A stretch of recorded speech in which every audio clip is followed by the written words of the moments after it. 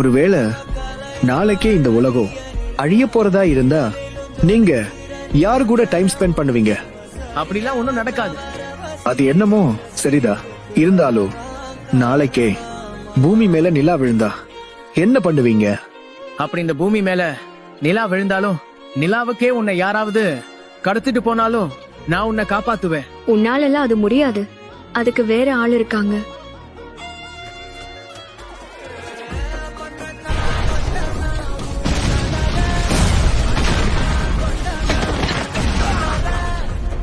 ஒரு bad news. என்ன ஆச்சு? அந்த நருட்டோ ஹினாட்டாக்காக அந்த நிலாவையே அழிச்சிருவான் போல.